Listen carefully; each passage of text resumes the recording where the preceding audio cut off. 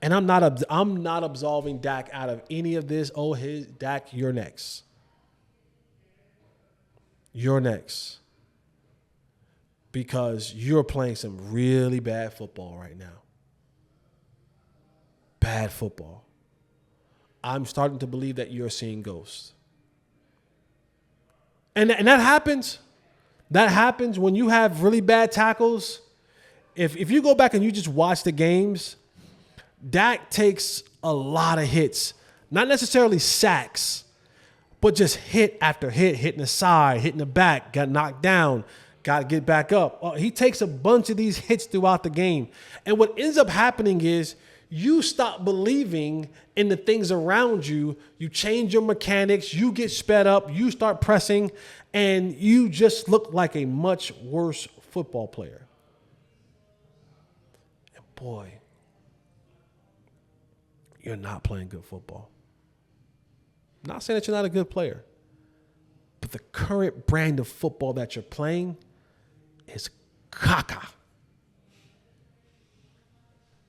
It is trash. Another 2-interception game, 2 forced throws. The forced throw to CeeDee Lamb on the sideline gets intercepted. Throw the ball out of bounds, bro. Nothing's there. Or here's a novel concept and a crazy idea. Tuck the ball and run. Tuck the ball and run. You had 6 or 7 yards that you could have went and got.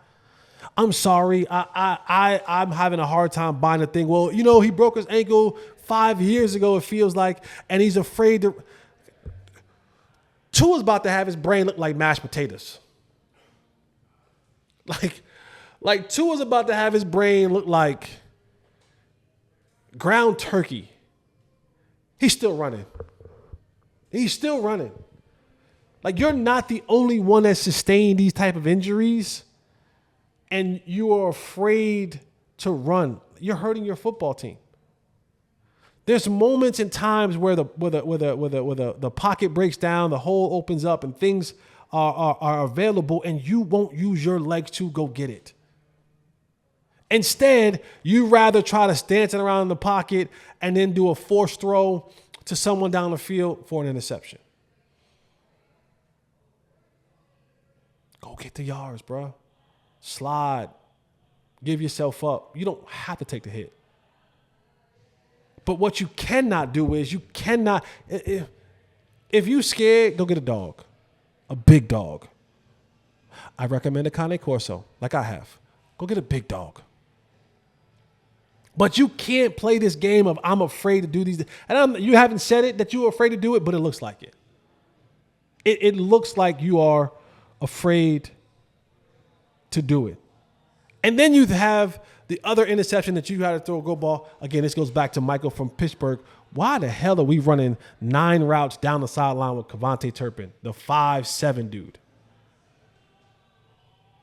who's a body catcher? Kevontae wants to catch the ball with his body. So when you talk about why he dropped that ball, which I thought was a good pass by you, Dak, I'll give you credit.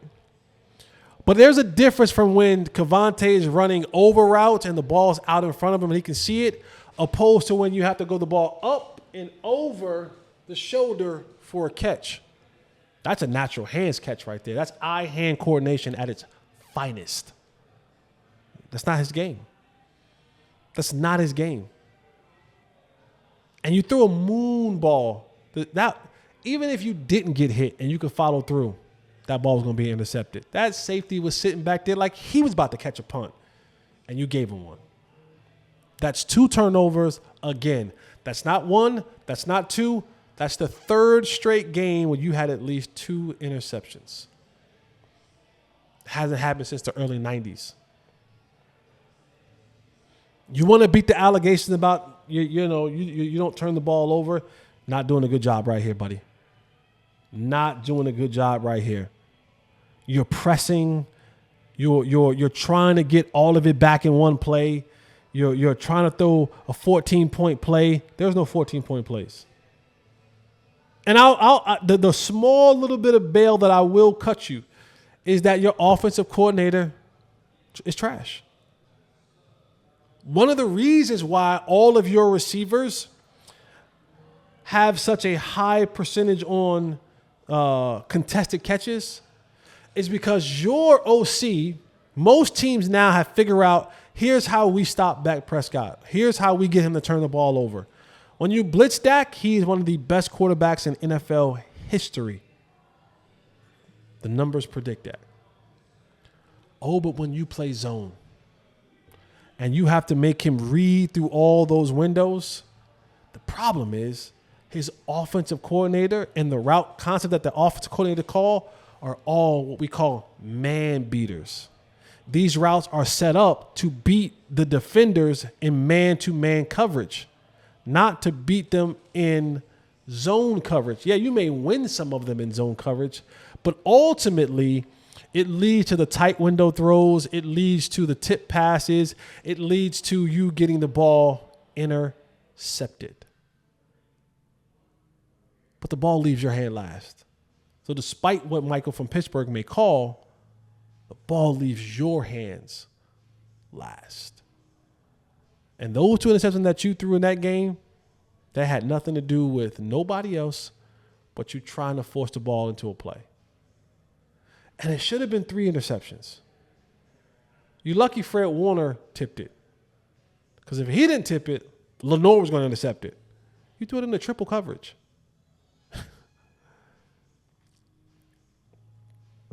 And then to add insult to injury, you actually gnaw back into this game and make it a game.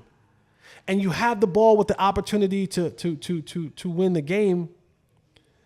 And you throw in the triple covers that should have been intercepted. Then you throw into the flat. I just call from now on, I'm just going to call Ferg, their tight end, I'm going to call him Wingstop.